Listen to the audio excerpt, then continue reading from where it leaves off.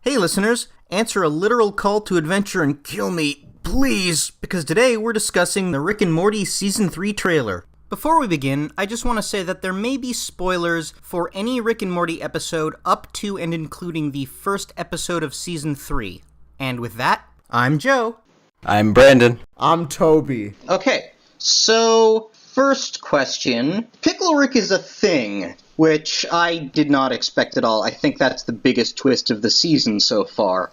Okay, can someone give me a rundown of what this thing is that referenced Pickle Rick before? It was a commercial that came on April Fool's Day when they showed the first episode of Season 3. Like, there were a bunch of random Rick and Morty commercials, and one of them was just Rick on a table as a pickle. Gotcha. It's the first part of the current trailer, actually. It's, I'm Pickle Rick! That thing. So, what do you guys think the story is going to be? Do you think Rick had a reason to pickle himself, or is this just some weird bullshit? Okay, I've thought about this. It's 100% a ruse to get his hands on some of that Szechuan sauce, Morty. You're a fucking idiot. Dude, I don't understand the culinary, mysteries behind Szechuan sauce, but there's gotta have some of that vinegary tang in there. I'm telling you, he's fucking going in. And he's fighting rats because rats are also in the Szechuan sauce? I mean, it's McDonald's. I wouldn't be surprised if there was rats in their food. Not that we think there is. Please don't sue us. McDonald's give us free stuff. What, you don't like dysentery in your Happy Meals? I want to meet the guy who was the cashier who kept slipping his mixtape into kids' Happy Meals to try to make it big. That's a thing. That's really the market that it'll catch on with. 5-year-olds who've been dragged to McDonald's by their parents. What do you mean dragged? 5-year-olds love McDonald's. Yeah, I guess dragged is not the right word. It's parents who've been dragged to McDonald's by their 5-year-olds. I mean, that's like saying that a crack addict got dragged to the crack dealer. Also, just the damage that a Happy Meal does on a grown man's colon.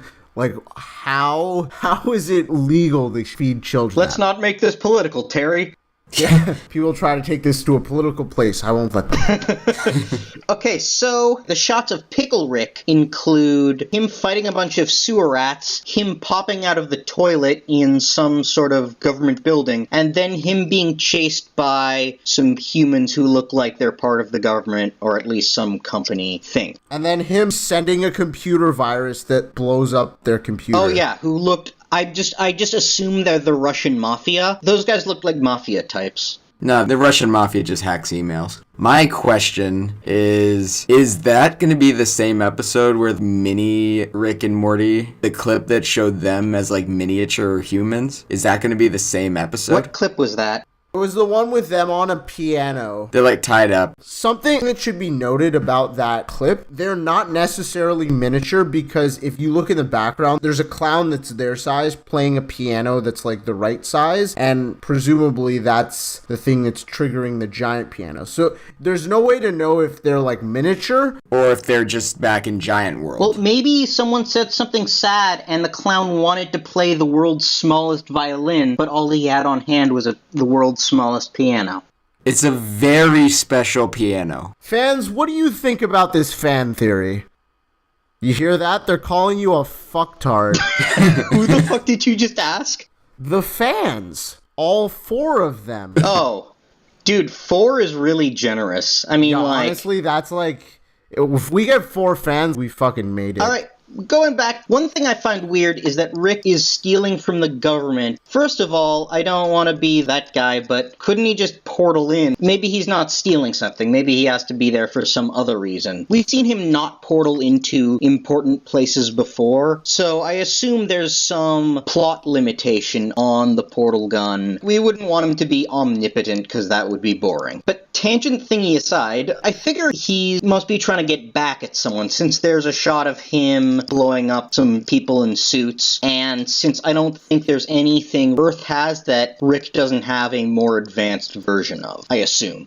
We don't know that for sure. Maybe the aliens left something on the planet when they got driven off in the first episode. Oh, that'd be interesting. Maybe he literally just gets bored with his life and is like, fuck it, I want to do all this, but as a pickle. I have an insane theory on this, which is you pickle things to preserve them, right? So maybe this is some crackpot attempt to extend his own life.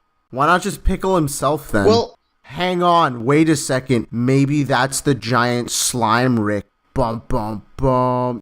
Yeah, no, it's not. It's definitely not. I think that, he decided that mantises are the exact opposite of voles, scientifically speaking, and then later was like, oh yeah, that was all bullshit. So, he could be just doing something.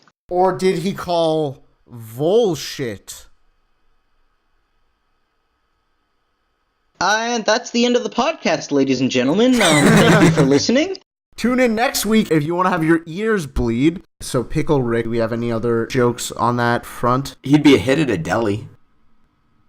So, no. That's like 2 in a row. That's two awful jokes in a row. Audience, if you're still with us, you are a fucking trooper. Alright, now, while I drink myself half to death, let's move on to the next question. What do you mean half to death? I mean, I gotta be alive for the end of the podcast, but afterwards, I'll finish the job. Sounds good to me. Who else has a question? I'd like to talk about something. What the fuck is Jerry doing with Rick on a roller coaster? I had the exact same question. It's weird that Rick would possibly ever hang out with Jerry. I mean, I thought about this, and if you look in that clip, Jerry is clearly shitting himself, and Rick is clearly having a great time. So I assume that he just brought Jerry along to fuck with him. Puking is like the opposite of shitting, so why isn't puking yourself? No, it's not. It's the same thing out of a different hole. Yeah, it's like the opposite hole. Things go in your mouth and out your butt, and then... My point is, I feel like puking yourself should be a euphemism for being like super courageous and having the time of your life.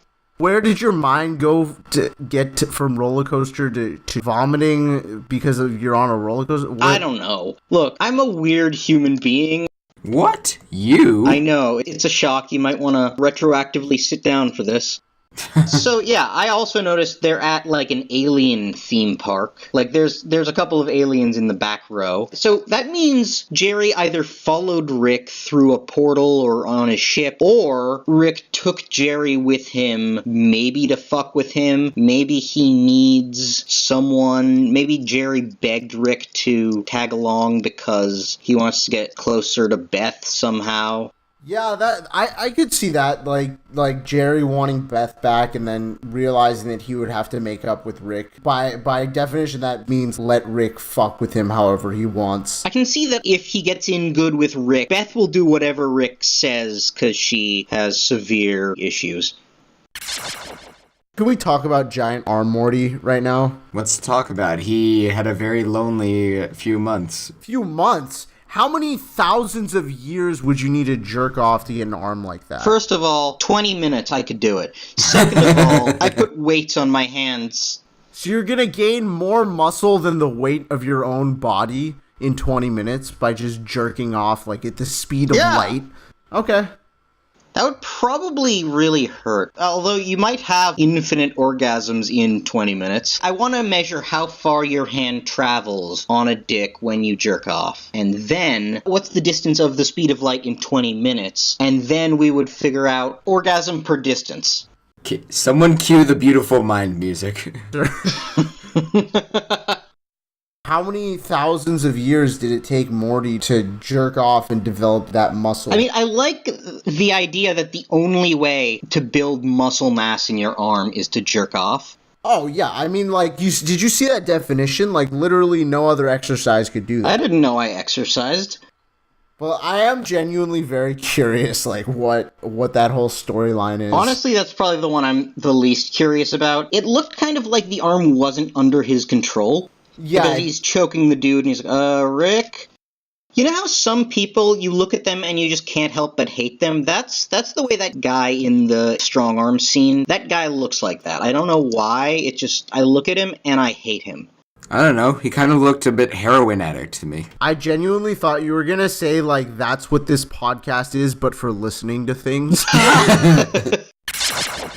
All right, serious question. What's up with the androids or the cyborgs? Because we saw two of them. We saw Cyborg Summer and saw Cyborg Rick. What's the story there? I am not sure that Rick is a cyborg or just augmented. Going off the cyborg scene, we see a Summer that has a little Bluetooth eyepiece thing, and then we see a cyborg Summer. I don't know if we've seen her before. She could be Summer from the Devil episode where they weightlift until they kick the devil's ass. That's a really good call, Brandon. Like, what's crazy about this is there's so many universes that it's possible that almost every episode shows you a different Rick and Morty. There are certain timelines that are consistent, but there's certainly some leeway. Like, we could have been following 2 or 3 or 4 different Rick and Mortys throughout the whole first 2 seasons. The only continuity that we have between them is C-137. That's the only, identifier that we have between all of them. But remember, the start of the first one where we see the multiple Ricks? We literally have this breakfast scene where they have this pretty normal interaction by Rick and Morty standards. Then all of a sudden, that Rick gets murdered,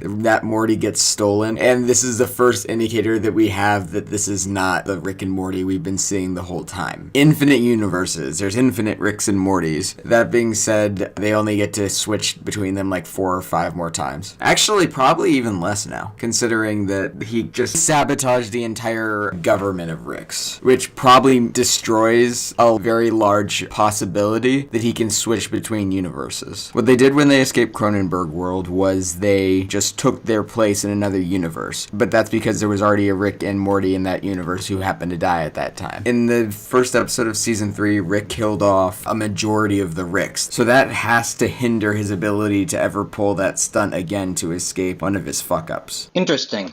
Also, I think the Rick that we see is not the original Rick from Universe C-137. I think he fucked up his own universe. Which Rick? The Rick that we know, the Rick that we've been following this whole time. I don't think that he's originally from the universe that he lives in. I think he is C-137. The other Ricks know him as C-137, but you're probably right that Morty is not Morty C-137. Okay, that's fair. I think Rick has definitely pulled that stunt before, and he's been able to do it more so from universe to universe because he didn't have Morty with him. Are there female Ricks? I mean, honestly, I just picture Rick with lipstick, but looking exactly the same. Does that have to do with what we're talking about, or are you just talking about your sexual fantasies? Sexual fantasies. No, I'm just curious. Infinite universes. Like sexually curious, or curious about...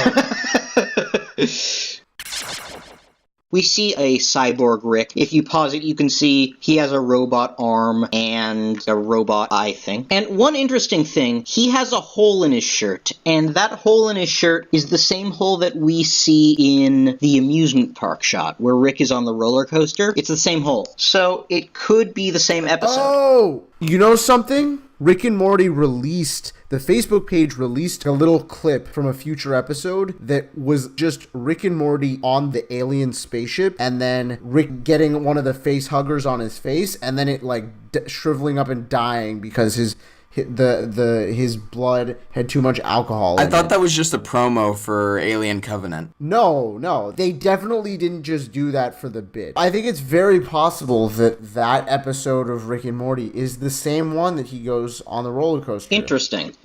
I don't know. I maintain that it's a promo for Alien Covenant. I'll bet you $10. I will take that bet. Or Flurbos, if you can afford that. Yeah, I'll bet you 10 Flurbos. What would Flurbos be worth? An entire afternoon at Blitz and Shits! Flurbos are definitely way less valuable than the dollar. If 3,000 buy you an afternoon at Blitz and Shits... A Dave and Buster's. You need maybe $30 to enjoy a day at Chuck E. Cheese. And you get the entertainment of watching people fight. Yeah, wasn't there some article about how more fights are formed at Chuck E. Cheese than in any other establishment in America or something? Wow, that's amazing. It's a Freakonomics podcast episode. Gotta love Freakonomics. They serve alcohol. That sounds terrible. Okay, look, going back to what Toby was talking about, the face hugger, why do you think it's part of the same roller coaster episode? Well, because if you look at him on the roller coaster, he has a bloody hole in his shirt, indicating that a chest hugger or a face hugger popped out of his chest. I see, but his skin's still relatively intact. I assumed it was like a laser bullet. If I'm wrong, then I'm gonna look like an idiot, but it's fine. You already look like an idiot. Yeah, I know. I have nothing to lose. It's okay. You can go stand in the yard with Gene. Oh? Mind your own goddamn business, Gene. I thought it was really funny that they included that. I'm like super curious if Gene is just going to become the Ned Flanders who always walks in when they're doing some, like, as Jerry would say, high concept sci-fi rigmarole. Oh, Gene, I know who you're talking about. Oh, we didn't talk about the Mad Max Rick and Morty shot. What's to talk about? It's going to be awesome. Let's just pretend for a minute that I was a loser who hadn't seen Mad Max, just hypothetically speaking. Which clip would you tell that hypothetical version of me is the Mad Max clip? Okay, hypothetical Joseph. Basically anything in the desert that has like a bunch of steampunk, barbaric nut jobs riding around on tricked out dune buggies is Mad Max. Also, you should watch Mad Max. Remember the weird looking guy in the season 3 trailer that just crawls up to Summer and is just like, kill me, please? And she's like, okay, but not because you told me to. That is definitely Mad Max. Am I misremembering, or do we see Braveheart Mel Gibson come back in this trailer? Braveheart Mel Gibson? Yeah, one of the characters in the False Memories Parasite episode is Braveheart Mel Gibson. He's just like standing in the background. And I'm still convinced that if you look closely at his kilt, there's swastikas there. But I thought I saw him in this trailer. Brandon, you see swastikas everywhere you look, and I think we need to talk about that. Brandon, what part of the trailer did you see Mel Gibson with swastikas on his kilt? That was a joke about, he's in the Parasite Memories episode, stylized like he is in Braveheart. That was just a joke about swastikas. Oh, okay. But I thought I saw him in one of the Mad Max scenes as like a throwback to the fact that he was the character in the original Mad Max movies. It's definitely not beyond them to make a joke about that. Now, assuming it looks enough like Mad Max, do you think they're going to do the same thing they did with the Purge episode, where it's just like, we're on a planet that's purging? What, like the movie The Purge? Yeah. Like, do you think they're just going to call themselves on it the entire time? Definitely. I don't know. I'm sure they'll be creative with it. What's the Avengers-style group that was paging Rick? Oh, the literal call to adventure? I think it's the Vindicators. Yeah, it's the Vindicators. So you think the Vindicators are going to be an Avengers-esque team of superheroes? Yes, I do. I am calling that now. That sounds pretty awesome. It's interesting to me that Morty... It's interesting to me that Morty feel like knows... they could- God damn it! Go on. No, honestly, I feel like they could probably get Robert Downey Jr. or someone of that caliber. They fucking got Stephen Colbert. And Werner Herzog. Talk about a guest that's difficult as shit to book. I really want to ask Dan Harmon how annoying Werner Herzog was on set. Brandon, do you really want it to be publicized that you think Werner Herzog is a self-righteous prick as you enter AFI's film school? I mean, it's not uncommon knowledge. Werner Herzog is going to listen to this podcast, and he's going to go, that Brandon Gale kid doesn't like me. How dare he? He'll ride you right out of Hollywood, Brandon. I can't wait to get a call from him in the middle of the night that just says, I know what you said about me. Dude, if I ever become famous, which I won't, but if I ever become famous, I would love to look for some minor person insulting me kind of on the internet, track him down, and just be like, well, up yours, kid. Toby, he's already found one person who would badmouth him on the internet. Himself. So, going back to the Vindicators, first of all, I find it interesting that Morty knew right off the bat who they were. Maybe it says Vindicator symbol. I was gonna say, maybe it's caller ID. But also, there were a bunch of worms. They reminded me of the dream worms from Adventure Time. They can trap you in dreams and suck out your life force.